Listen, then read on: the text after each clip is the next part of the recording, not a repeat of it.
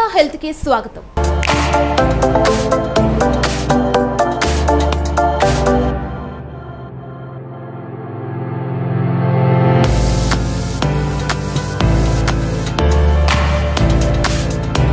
ఏ వయసుకి ఆ ముచ్చట అన్నారు. కానీ మనలో చాలా మంది కెరీర్ ప్రొఫెషన్ ని దృష్టిలో పెట్టుకుని పెళ్లిని ఆలస్యం చేస్తున్నారు. మరికొందరు పిల్లల్ని కనటాన్ని వాయిదా వేసుకుంటున్నారు.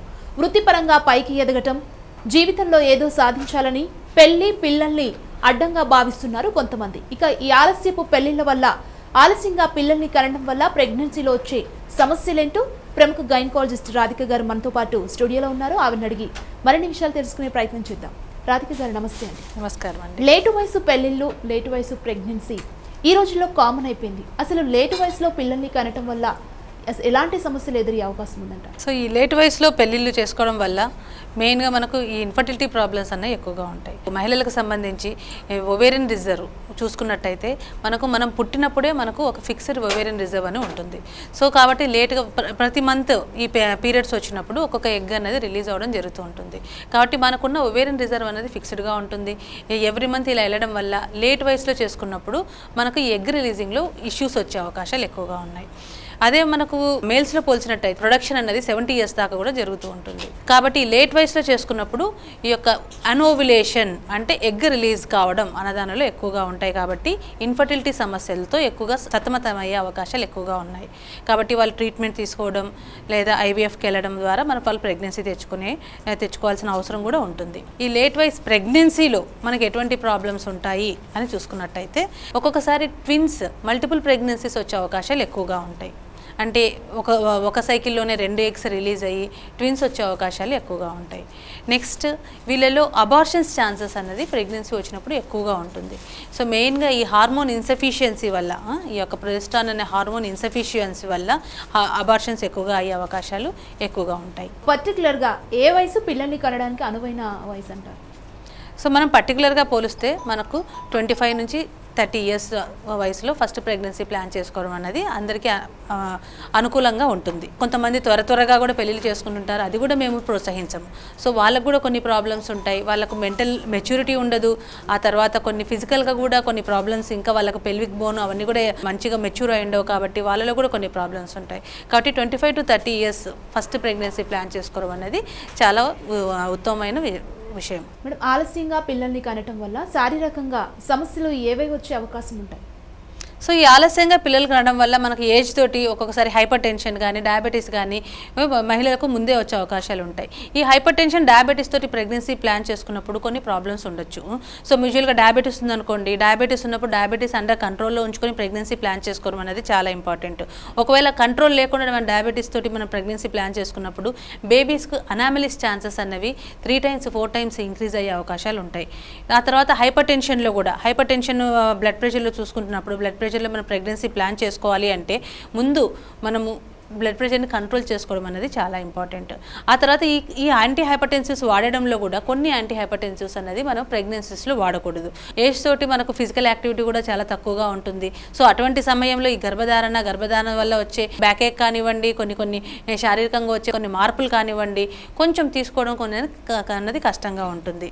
ఓకే, అలాగే గర్భాశయ క్యాన్సర్ అలాగే బ్రెస్ట్ క్యాన్సర్ రెండు వస్తుంటాయి కదా, అంటే లేటు పెళ్ళిళ్ళు లేటుగా ప్రెగ్నెన్సీని ప్లాన్ చేసుకోవడం వల్ల వచ్చే ఛాన్సెస్ ఉన్నాయంటారా? సో మనం యూజువల్గా మన ఈ గర్భాశయ క్యాన్సరు, ఆ తర్వాత ఈ ఓవేరియన్ క్యాన్సర్లో మెయిన్గా ఓవేరియన్ క్యాన్సర్ అన్నది మనకు ఈ లేట్ వయసులో పెళ్ళిళ్ళు చేసుకోవడము, అంటే మన పిల్లలు ప్రెగ్నెన్సీస్ అన్నది లేట్ వయసులో చేసుకోవడం లేదా పిల్లలు పుట్టకపోవడం, ఇటువంటి వాళ్ళల్లో ఓవేరియన్ క్యాన్సర్ ఛాన్సెస్ అనేవి ఎక్కువగా ఉంటాయి. సో ఎప్పుడైతే మనకి ఈ ప్రెగ్నెన్సీ ఉందనుకోండి, ప్రెగ్నెన్సీ ఉన్నప్పుడు యూజువల్గా మనం ఇందాక అనుకున్నట్టుగా ఈ ఓవ్యులేషన్ అనేది ఆ టైంలో తక్కువగా ఉంటుంది. ఆ తర్వాత బ్రెస్ట్ ఫీడింగ్ అప్పుడు కూడా ఓవ్యులేషన్ అనేది తక్కువగా ఉంటుంది. కాబట్టి ఓవేరియన్ క్యాన్సర్ అనేది రావడానికి తక్కువ ఛాన్సెస్ ఉంటాయి.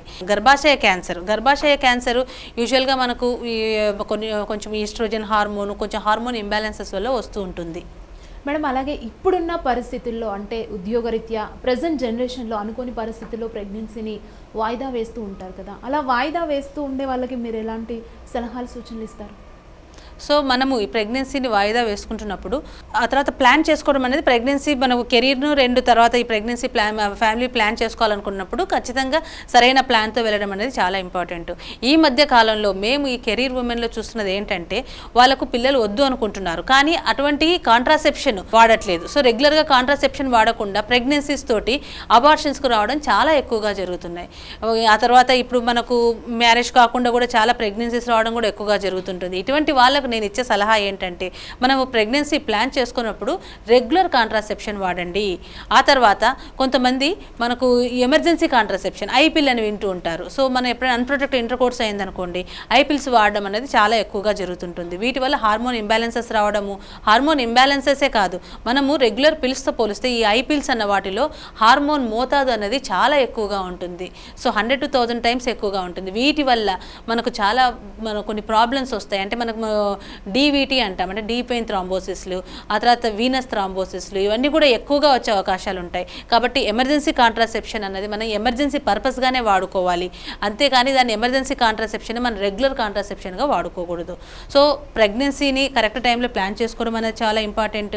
ఆ తర్వాత ప్రెగ్నెన్సీ ప్లాన్ చేసుకునే ముందు మెయిన్గా ఈ ఫోలిక్ యాసిడ్ సప్లిమెంటేషన్ అనేది ఉండాలి. సో ప్రీ కన్సెప్షనల్గా 1 to 2 months ముందు నుంచి కూడా ఫోలిక్ యాసిడ్ సప్లిమెంటేషన్ తీసుకోవడం ద్వారా కొంచెం అబార్షన్ ఛాన్సెస్, ఆ తర్వాత న్యూరల్ ట్యూబ్ డిఫెక్ట్స్ అంటే కొంచెం అనెన్కెఫలీ అంటాము, లేదా వెన్నులో ఉండే కొన్ని ప్రాబ్లమ్స్, ఇవన్నీ కూడా అవాయిడ్ చేయవచ్చు. లేట్గా పెళ్లిని పోస్ట్పోన్ చేసుకోవడం ఎంతవరకు కరెక్ట్? తొలి బిడ్డను ఎప్పుడు ప్లాన్ చేసుకుంటే మంచిది? తొలి బిడ్డను 25 నుంచి 30 సంవత్సరాల్లో ప్లాన్ చేసుకోవడం చాలా మంచిది. లేదా ఒకవేళ మనం లేట్గా ప్లాన్ చేసుకోవాలనుకున్నప్పుడు కూడా మెయిన్గా వీళ్ళకు ఉండే ఒక సందేహం ఏమిటి మెయిన్గా మా బేబీస్కి ఏమైనా జెనెటిక్ ప్రాబ్లమ్స్ ఉంటాయా అన్నది మెయిన్గా వాళ్ళ మైండ్స్లో ఎక్కువగా ఉంటుంది.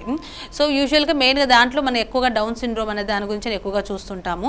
సో మనము ఈ స్టాటిస్టిక్స్ ప్రకారంగా చూస్తే యూజువల్గా ఈ డౌన్ సిండ్రోమ్ అన్నది 35 years ఏజ్ వాళ్ళలో ఎక్కువ కాకుండా యూజువల్గా యంగ్ ఏజ్లోనే ఎక్కువగా ఉంటుంది. కానీ ఈ యొక్క మోర్ దెన్ 35 years ఏజ్ గ్రూప్లో మనం ఇప్పుడు ఇటీవల కాలంలో 35 years కంటే ఎక్కువ కాకుండా మనము ప్రతి ఒక్క ప్రెగ్నెంట్ ఉమెన్కు ఈ యొక్క క్రోమోజోమల్ ప్రాబ్లమ్స్ కానీ మనము ముందుగానే ప్రెగ్నెన్సీ వచ్చినప్పటి నుంచి డబుల్ మార్కర్ కానివ్వండి, క్వాడ్రపుల్ మార్కర్ కానివ్వండి, లేదా పెంటా మార్కర్, న్యూకల్ ట్రాన్స్లూసెన్సీ, లేదా టీఫా స్కాన్స్ తోటి మనం చూసుకుంటూ ఉన్నాము ఏదైనా క్రోమోజోమల్ ప్రాబ్లమ్స్ ఉన్నాయా అని. ఒకవేళ అటువంటి వాటిలో ఈ టెస్టులో ఏదైనా ప్రాబ్లం ఉన్నట్టయితే ఇమ్మీడియట్గా అమ్నియోసెంటసిస్ కూడా చేసుకుని ఆ తర్వాత మనం వాటిని నిర్ధారించుకొని తర్వాత ప్రెగ్నెన్సీస్ని వెల్గా ప్లాన్ చేసుకుంటున్నాం. ప్రెగ్నెన్సీని పోస్ట్పోన్ చేసుకోవడానికి మీరు చెప్పే అంటే ఎలాంటి సైడ్ ఎఫెక్ట్స్ లేకుండా ఉండే విధానాలను వివరిస్తారా ప్రేక్షకుల కోసం?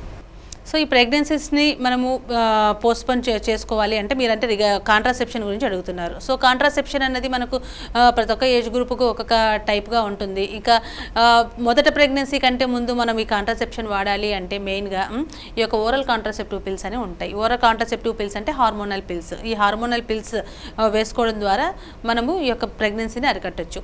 కానీ ఇందులో మెయిన్గా అంటే ఎవ్రీడే మన ట్యాబ్లెట్ వేసుకొని గుర్తుపెట్టుకొని ట్యాబ్లెట్ వేసుకోవాల్సిన అవసరం ఉంటుంది. అలా ఉన్నట్టయితేనే మనకు ఎఫికసీ బాగుంటుంది.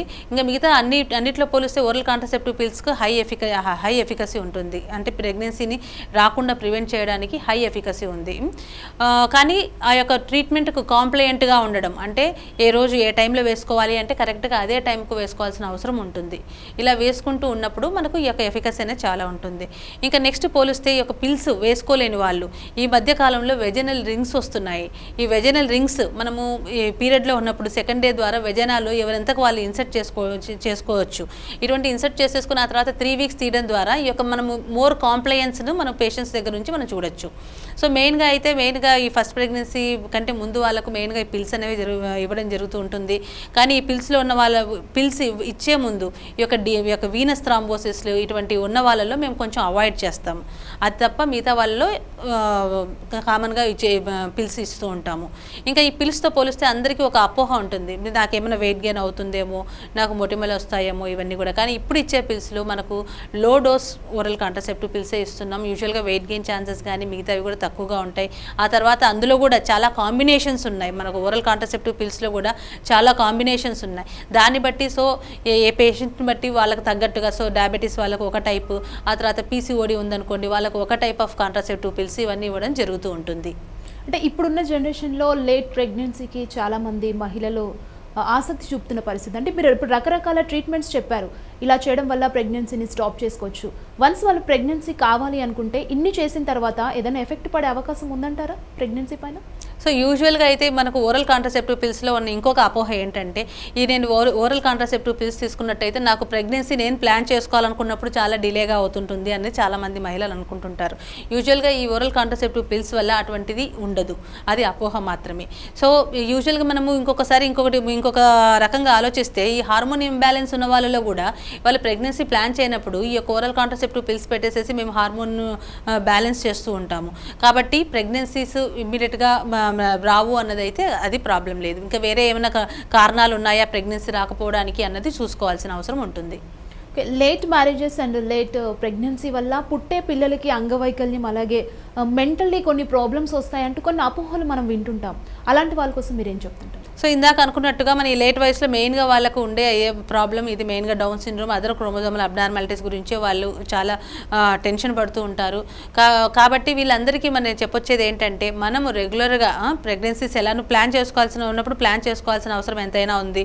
ఈ ప్లాన్ చేసుకుంటున్నప్పుడు ప్రతి స్టేజ్లో ఆ స్టేజ్కి తగ్గ టెస్ట్ చేసుకుంటూ క్రోమోజోమ్స్కి మనం ఇందాక అనుకున్నట్టుగా డబుల్ కానీ ట్రిపుల్, క్వాడ్రుపుల్, పెంటామార్కర్ ఏదైతే ఆ టెస్ట్ చేసుకుంటూ, ఆ తర్వాత న్యూక్లియర్ ట్రాన్స్లూసెన్సీ ఇవన్నీ చేసుకుంటూ, డయాబెటీస్ ఉంటే డయాబెటీస్ని కంట్రోల్ చేసుకోవడం వల్ల, ఇటువంటి చేసుకోవడం వల్ల జెనెటిక్ అబ్నార్మాలిటీస్ అన్నవి తక్కువగా ఉంటాయి. సో ఓవరాల్గా యాక్చువల్గా డౌన్ సిండ్రోమ్ ఓవరాల్ ఇన్సిడెన్స్ చూస్తే మోర్ దాన్ 35 years ఏజ్ వాళ్ళకంటే యూజువల్గా ఈ లెస్ దాన్ 35 years ఏజ్లోనే డౌన్ సిండ్రోమ్ ఎక్కువగా కనపడుతూ ఉంటుంది బేబీస్లో. మేడం, అలాగే ఒక బిడ్డకి మధ్య ఎంత గ్యాప్ ఇస్తే మంచిది? అంటే ఆ గ్యాప్ వల్ల నెక్స్ట్ పుట్టబోయే బిడ్డ హెల్దీగా పుడుతుందని అంటుంటారు, మీరేం చెప్తారు? సో ఖచ్చితంగా బిడ్డకు మధ్యలో గ్యాప్ ఇవ్వాల్సిన అవసరం ఎంతైనా ఉంది. ఎందుకంటే మహిళ కూడా శారీరకంగా మానసికంగా సిద్ధం కావాలి ప్రెగ్నెన్సీకి. సో ఈ యొక్క శారీరకంగా మానసికంగా సిద్ధం కావడానికి, లేదా పుట్టిన పాప, మొదట పుట్టిన పాప కానివ్వండి, బాబు కానివ్వండి, వాళ్ళు ఒక స్టేజ్ రావడానికి కనీసం 2 నుంచి 3 సంవత్సరాల గ్యాప్ ఉండడం అనేది చాలా ఇంపార్టెంట్. సో ఇప్పుడు మేము చూస్తున్న వాళ్ళకి అంటే మీకు ఫస్ట్ డెలివరీ అయిన తర్వాత వాళ్ళు ఈ యొక్క ఇందాక కూడా చెప్పినట్టుగా కాంట్రాసెప్షన్ దాని గురించి ఎక్కువగా పట్టించుకోరు. సో మాకు డెలివరీ అయింది, మాకు ప్రెగ్నెన్సీ ఇప్పట్లో మేము ప్లాన్ చేయము, మేము రిలేషన్లో ఉన్నాం కాబట్టి మాకు ప్రెగ్నెన్సీ రాదు అనుకొని తగు జాగ్రత్త తీసుకోరు. ఈ జాగ్రత్త తీసుకున్నందువల్ల మళ్ళీ ప్రెగ్నెన్సీస్ రావడం, ప్రెగ్నెన్సీస్ తర్వాత అబార్షన్స్ చేయించుకోవడం వల్ల ఆ తర్వాత వాళ్ళకి చాలా సైకలాజికల్ ట్రామా అన్నది ఎక్కువగా చూస్తుంటాం. ఆ తర్వాత అబార్షన్స్ అనేవి కూడా చాలా సేఫ్ ఏం కాదు, ఒక్కొక్కసారి అవి కూడా వికటించి ప్రాణాలు కూడా మనకు ప్రమాదం వచ్చే అవకాశం ఉంటుంది. కాబట్టి ఈ పోస్ట్ నేటల్ పీరియడ్లో కూడా మనం కాంట్రాసెప్షన్ అనేది చాలా ఇంపార్టెంట్. ఇందులో మనం ఇందాక చెప్పుకున్నట్టుగా ఈ పోస్ట్ నేటల్ పీరియడ్లో రెగ్యులర్ కాంట్రాసెప్టివ్ పిల్స్ కాకుండా, అంటే రెగ్యులర్ కాంట్రాసెప్షన్ పిల్స్ తీసుకున్నట్టయితే కొంచెం బ్రెస్ట్ మిల్క్ అనేది కొంచెం తగ్గుతుంది. కాబట్టి అలా కాకుండా ప్రొజెస్ట్రాన్ ఓన్లీ పిల్ అంటాము, అది కూడా ఒక హార్మోన్ పిల్లే, అది వాడుకోవచ్చు. ఆ తర్వాత నెక్స్ట్ ఇంపార్టెంట్ ఏమంటే కాపర్టీ కానీ లేదా మెరీనా అని హార్మోన్ కాంట్రాసెప్టివ్ డివైస్ ఒకటి ఉంటుంది. అంటే అది కాంట్రాసెప్షన్గా పనికొస్తుంది. ఆ తర్వాత కొన్ని డిసీజెస్ కూడా దాన్ని మనం యూజ్ చేస్తూ ఉంటాము, అవి వేసుకోవడం అన్నది చాలా ఇంపార్టెంట్. ఒకసారి కాపర్టీ వేసుకున్నట్టయితే మనకు దాని డ్యూరేషన్ బట్టి 3 years కానీ 5 years కానీ 10 years కానీ మనము దాని గురించి ఆలోచించాల్సిన అవసరం ఉండదు.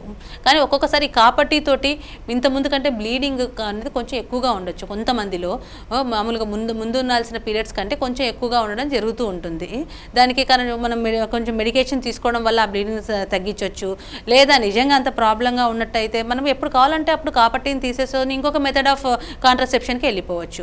ఆ తర్వాత ఈ కాపర్టీ వేసుకున్నప్పుడు పర్సనల్ హైజీన్ అనేది చాలా ఇంపార్టెంట్. ఎందుకంటే కొంతమందికి పెల్విక్ ఇన్ఫ్లమేటరీ డిసీజ్ అనేది కొంచెం తరచుగా వస్తూ ఉంటుంది, వైట్ డిశ్చార్జెస్ అవి. సో పర్సనల్ హైజీన్ మనం మెయింటైన్ చేయడం వల్ల ఇన్ఫెక్షన్స్ కూడా రాకుండా చూసుకోవచ్చు.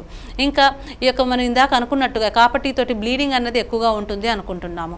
సో ఈ బ్లీడింగ్ తక్కువగా అయ్యేందుకు ఇప్పుడు మెరీనా అంటే మనకు ఎవ్రీడే ఆ ప్రొజెస్ట్రాన్ హార్మోన్ అది సెక్రెట్ చేస్తూ ఉంటుంది.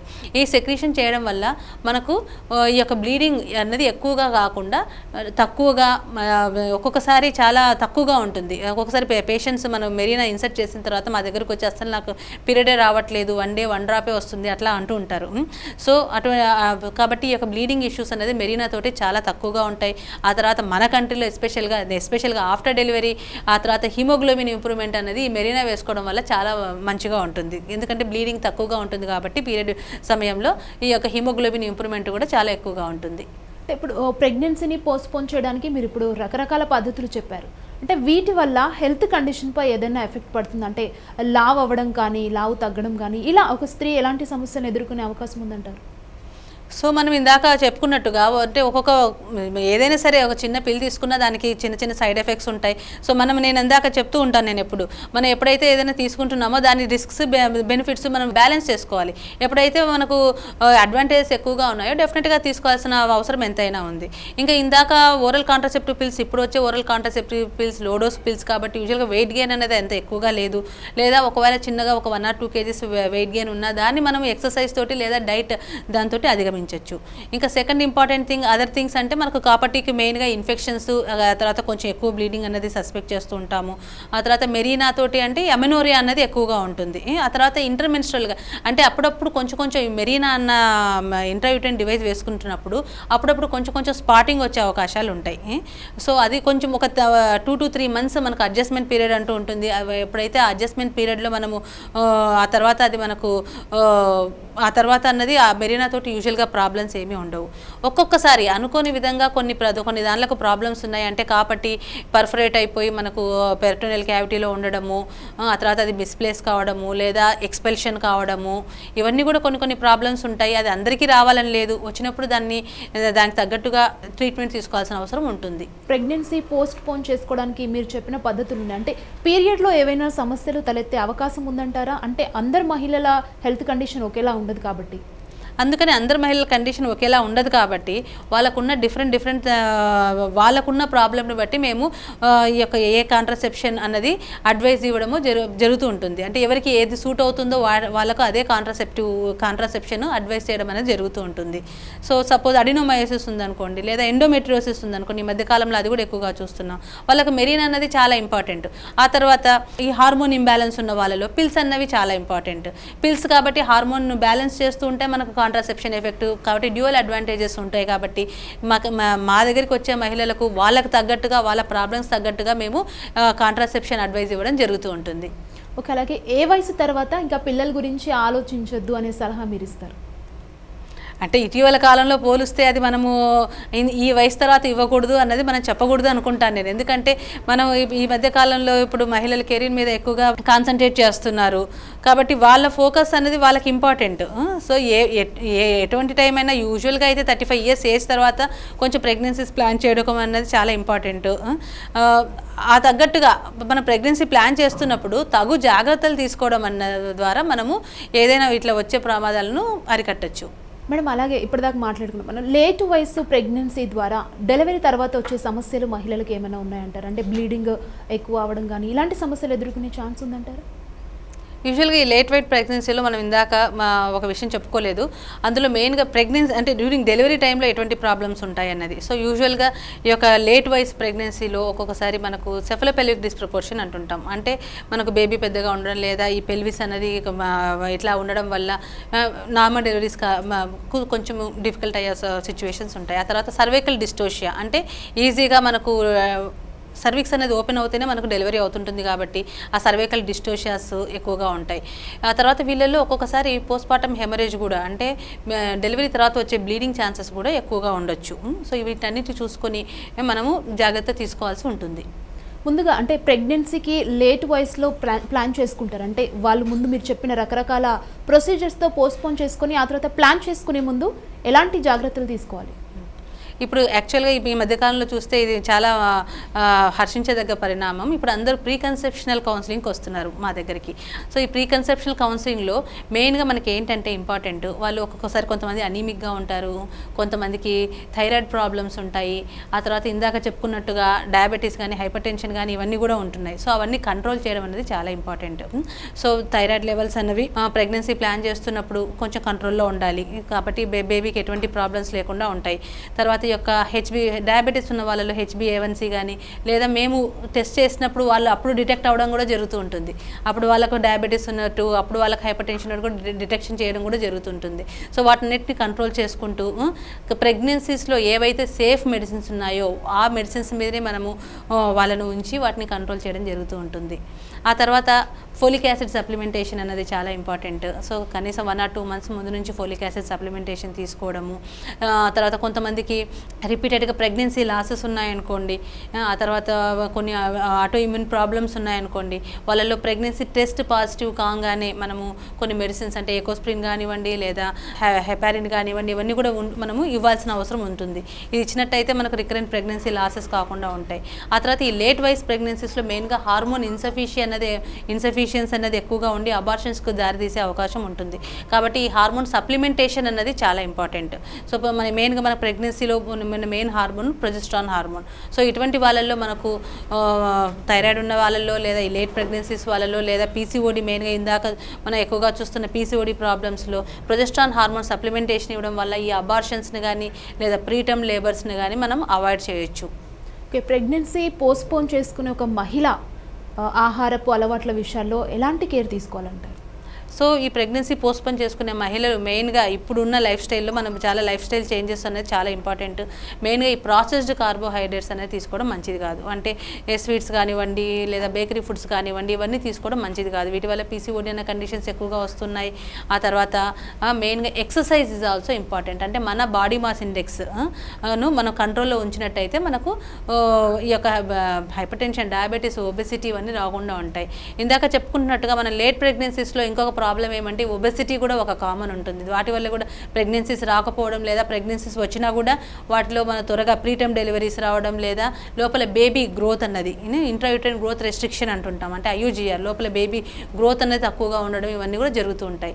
కాబట్టి ఈ యొక్క సరైన ఆహారము, తర్వాత మెయిన్ ఇంపార్టెంట్ సరైన ఎక్సర్సైజ్ చేయడం వల్ల ఇటువంటివి డయాబెటీస్, హైపర్ టెన్షన్, ఒబెసిటీ అవన్నీ లేకుండా చూసుకోవడం వల్ల ఒకవేళ ప్రెగ్నెన్సీ లేట్ అయినా కూడా మనము చాలా ప్రాబ్లమ్స్ ఏమీ లేకుండా సేఫ్గా లేట్ వయసులో కూడా ప్రెగ్నెన్సీని ప్లాన్ చేసుకోవచ్చు.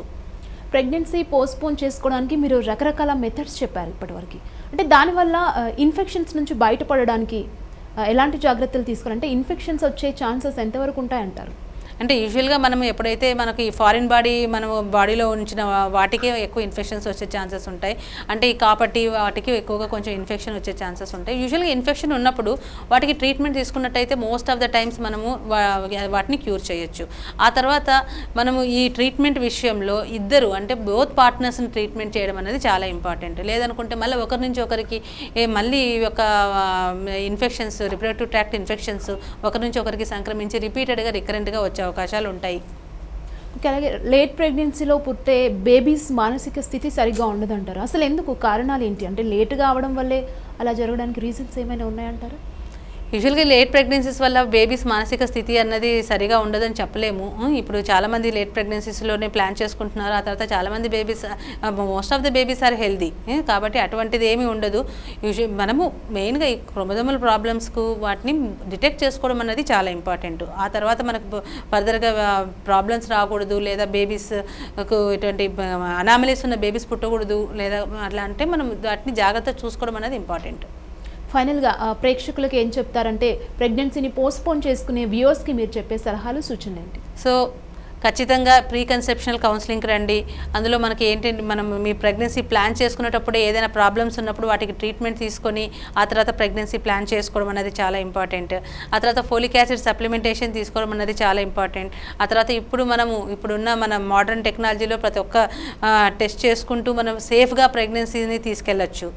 Thank you Radhika garu. Late pregnancy వల్ల కలిగే లాభాలు, నష్టాలు ప్రేక్షకులకు వివరించినందుకు thank you so much. Thank you. ఇదండి ఇవాల్టి వసుధ హెల్త్. మరో కార్యక్రమంతో మళ్ళీ కలుద్దాం. For more updates please subscribe 99 TV Telugu.